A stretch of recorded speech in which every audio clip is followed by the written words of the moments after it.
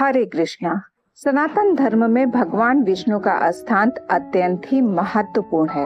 वो सृष्टि के पालन करता है, धर्म के रक्षक और जीवों के कल्याणकारी। हम अक्सर उन्हें चार भुज रूप में देखते हैं, शंख, चक्र, गदा और कमल धारण किए हुए। लेकिन क्या आप जानते हैं कि इन चार आयुधों की स्थिति बदलने मात्र से भगवान का रूप और उनका कार्य भी बदल जाता है? सचमुच इन चार आयुधों के 24 भिन्न संयोजन से उत्पन्न हुए भगवान विष्णु के 24 दिव्य रूप, जिन्हें चतुर्विशर्ती मूर्ति कहा गया है, हर रूप में उनका उद्देश्य, शक्ति और संदेश अलग होता है। शास्त्रों में बताया गया है कि जब सृष्टि की रचना प्रारंभ हुई, तब भगवान ने अपने चार आयुधों के माध्यम से सृष्टि की चार शक्तियों को प्रकट किया। शंख से जीवन शक्ति और नाद ऊर्जा का संचार, चक्र से समय और न्याय का प्रतीक, गदा से बल और साहस और पद्य से प्रेम और भक्ति की ऊर्जा। इन चार शक्तियों के क्रम परिवर्तन से 24 अलग अलग रूप प्रकट हुए। हर रूप का नाम और उसकी ऊर्जा उस विशेष क्रम पर निर्भर करता है। सबसे पहला रूप है केशव। इस रूप में भगवान सभी इंद्रियों पर नियंत्रण सिखाते हैं। केशव का अर्थ है इंद्रियों और अहंकार पर विजय प्राप्त करने वाला। यह रूप साधक को संयम और आत्मनियंत्रण की प्रेरणा देता है। जब कोई भक्त इस रूप का ध्यान करता है तो उसके भीतर क्रोध, लोभ और मोह कम होने लगते हैं। केशव रूप जीवन में स्थिरता और मानसिक शांति लाता है। दूसरा रूप है नारायण, जिसका अर्थ है जो सब में निवास करते हैं। यह रूप बताता है कि भगवान हर जीव, हर तत्व और हर हृदय में विद्यमान है। जैसे हवा हर जगह व्याप्त है, वैसे ही नारायण हर जगह है। भक्त जब नारायण का स्मरण करता है तो उसे एहसास होता है कि ईश्वर दूर नहीं, वे हर जगह मौजूद है। तीसरा रूप है माधव, लक्ष्मीपति और प्रेम के दाता। माधव रूप जीवन में समृद्धि और सौभाग्य का प्रतीक है।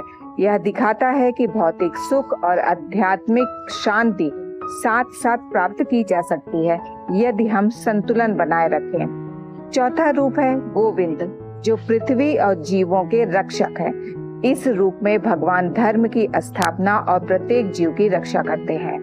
भक्त जब गोविंद का स्मरण करता है तो उसे सेवा भाव, करुणा और प्रकृति के प्रति कृतज्ञता का अनुभव होता है। पांचवा रूप है विष्णु, जो संपूर्ण सृष्टि में व्याप्त है। हर जीव, हर वस्तु और हर कण में उनका अस्तित्व है। यह रूप याद दिलाता है कि ईश्वर को खोजने की आवश्यकता नहीं, वे हमारे भीतर और चारों ओर विद्यमान है। विष्णु रूप का ध्यान करने से आत्मा और ब्रह्मांड के बीच संबंध मजबूत होता है।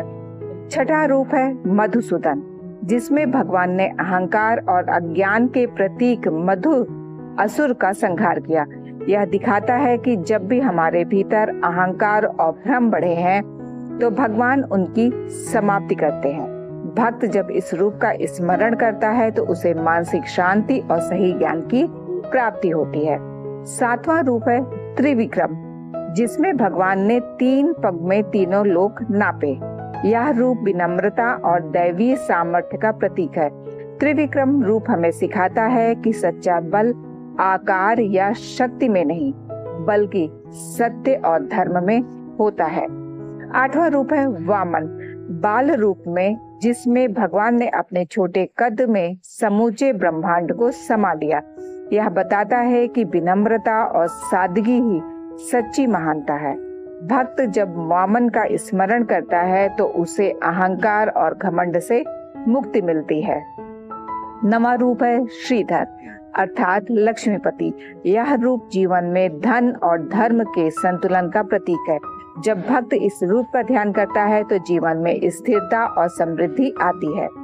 10वां रूप है ऋषिकेश, जो इंद्रियों के स्वामी है। यह रूप मानसिक शांति, ध्यान और आत्मनियंत्रण का प्रतीक है।